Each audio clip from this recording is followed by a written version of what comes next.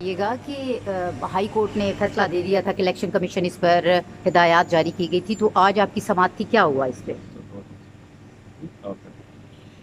اچھا، اس طرح تھا کہ ہائی کورٹ نے یہ میٹر الیکشن کمیشن کو ریفر کیا تھا، اور الیکشن کمیشن کو یہی ہدایات دی تھی کہ چونکہ ابھی حلف اٹھانے جا رہے ہیں وہاں پہ جو امیدواران ہیں، جو ممبران ہیں، تو اس کو ایکسپیڈیشسلی ڈیسائیڈ کیا جائے۔ آج الیکشن کمیشن نے ہمیں سنا پراپرلی، اور ان کو ہم نے سارا کیس بڑی ڈیٹیل سے مائنیوٹلی ایک ایک چیز اس کو ہم نے سمجھائی، بلکہ سمجھانے کی کافی کوشش کی۔ اس کی ریزن یہ تھی کہ چونکہ کیس بہت سمپل ہے، اس کیس میں اتنا کچھ خاص ٹیکنیکل چیزیں ہیں نہیں۔ ہماری 2 سیٹیں پاکستان تحریک انصاف پارلیمنٹیرین نے 2 سیٹیں ون کی ہے۔ آئین پاکستان جو آرٹیکل 106 ہے اور الیکشن ایکٹ 2017 کا جو سیکشن 104 ہے، وہ کیٹاگوریکلی یہ چیز کہتا ہے کہ جو سیٹس اسمبلی میں کوئی پولیٹیکل پارٹی ون کر جاتی ہے، اسی کے بیس پہ ان کو ریزرو سیٹیں ایلوکیٹ ہوگی۔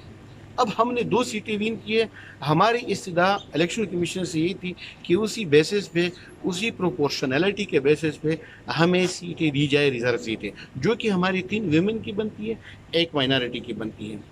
جبکہ الیکشن کمیشن نے کافی چیزوں پہ استفسار کیا، ہم سے پوچھا، ایک ایک چیز کی وضاحت مانگی۔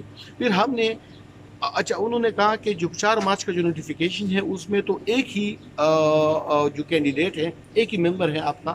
ہم نے ان کو یہ بتایا کہ چونکہ 27 فروری کو اقبال وزیر جو پی کے 103 کا جو کینڈیڈیٹ تھا وہ بھی الیکشن ون کر گیا تھا، تو اس وجہ سے ہماری تو 2 سیٹیں بن جاتی ہیں۔ 4 مارچ کو آلریڈی نوٹیفیکیشن ہو چکا ہے۔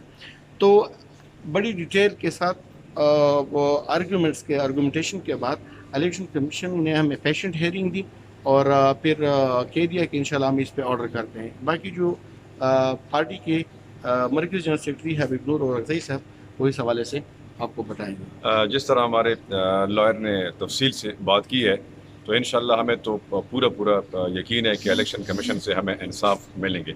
اگر نہ ہوا تو آلریڈی ہائی کورٹ کا بھی ایک ڈیسیجن ہے اس میں، تو اس کے خلاف پھر ہم ہائی کورٹ بھی جائیں گے، سپریم کورٹ بھی جائیں گے، کیونکہ ہمارا جینن حق ہے، اور انشاءاللہ ہم اپنے حق کے لیے آخر حد تک لڑیں گے۔